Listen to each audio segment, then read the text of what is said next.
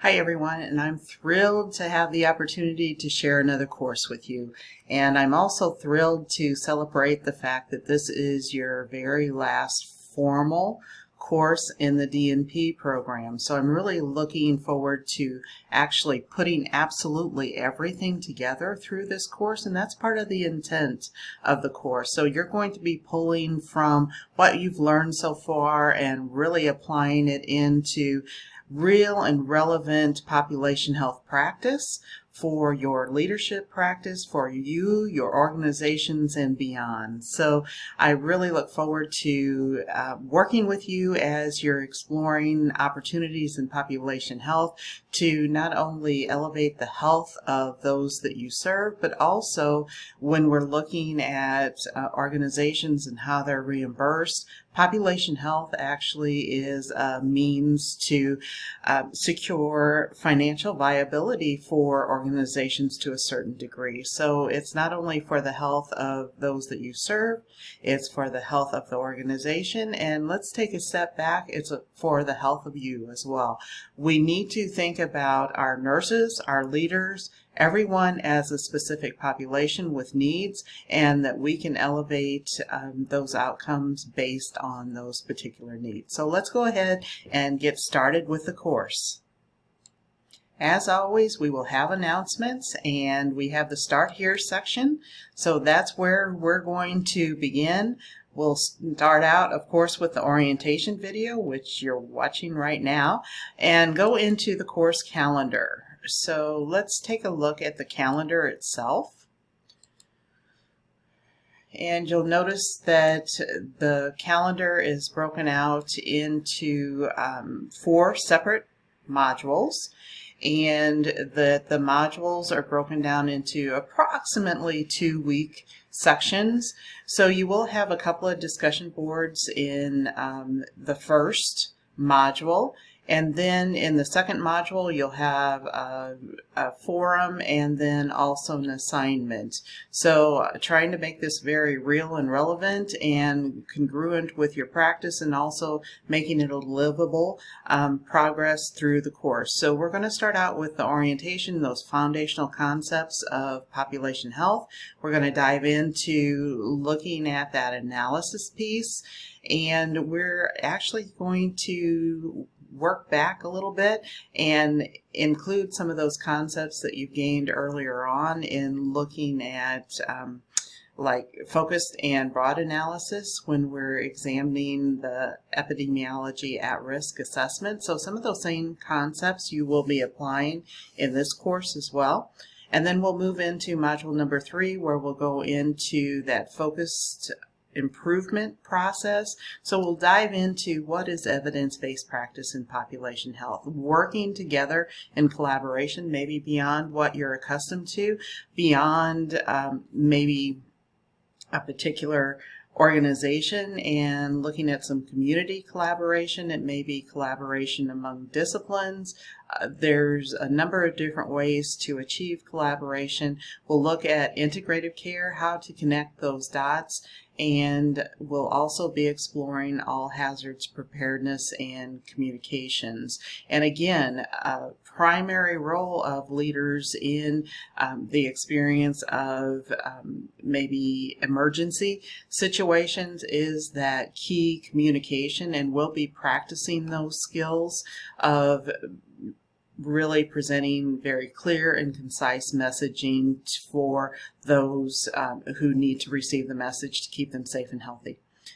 In module number 4, we'll be diving into that system improvement and design. And what you will be doing is really throughout the course putting everything together to develop your system improvement and design project. And you will be doing a presentation in the very final module on that design project. So we're going to be building the pieces not only with your epidemiological risk assessment. You will also be using the content from the discussion boards to start building the content for your population-focused system improvement and design. So that in a nutshell is the overview of the systematic way that we're going to go through the course. And just know that the 2 assignments in particular are listed out front, but know that the calendar is right here. And these are just some guidelines for the forums as well. So as we go on through the course, we have the syllabus and how you will be evaluated in the course. Pull that over, along with, of course, the aggregate outcomes, and they're listed on the outside of each one of the modules, so you know what aggregate outcomes we're focusing on for each one of the modules. And then breaking it down into, of course, our forum is a very strong part of our course, and that's 30%. Our at-risk analysis is 30%, and our population-focused design project is 40% of the overall course.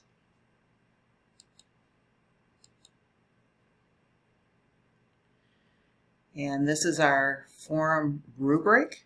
So each one of the forums will be worth 5 points. And this is how it's broken down. And just remember that we're doing 2 responses to our classmates in this course as well.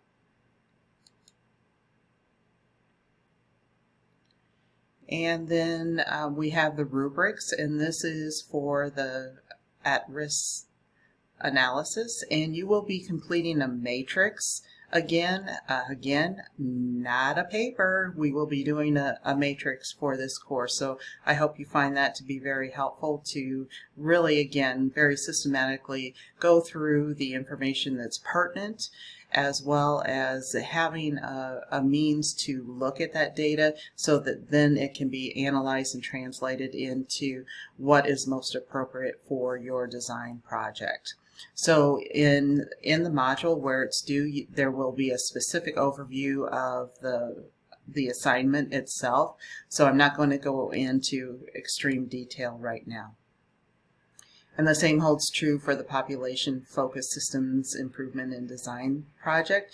And really the intent is to devise something that's real and relevant for your area of practice that you can actually implement if you choose to do so. And we have had students that have very effectively, not necessarily in this course because sometimes it takes longer to implement projects, but have implemented their proposed projects in their workplace and have really made some pretty tremendous impacts in their area of practice. So I wish that for all of you as well. So again, like everything else, we're making this very real and relevant. Be very focused on the needs of your populations and how to elevate outcomes. So let's go ahead and move on. Of course, we have resources for APA, as well as the textbooks for this course, and we are bringing forward some of the resources that we've used throughout the program. And as always, we're going to focus on ethics, and we're also going to look at nursing administration along with your population health textbook, and just a plethora of resources that we're going to be going through in this course as well, again providing you with the tools that you will need to move forward in your population health practice. And of course we have our APA manual as well. As always, I try to be very on top of providing feedback, and that I'll give you feedback within 1 week of a due date, and very often it's quicker than that, and I will respond to you within 48 hours. Again, very often it's quicker than that. So we will dive into just an overview of the first module, just to let you know what the structure is. So we'll start out with those outcomes that we're focusing on in module number 1, and then the module content is included along with a module overview video, as well as what we've done in the past in my courses, thinking about your thinking and providing some food for thought as we really start contemplating about the content of that of our modules. So one concept of population health is upstream thinking, and I know that we've touched on this before, but really teasing things back, figuring out why things happen the way that they happen, and taking those steps back rather than being reactive, being proactive. And again, that's a key concept in leadership, period.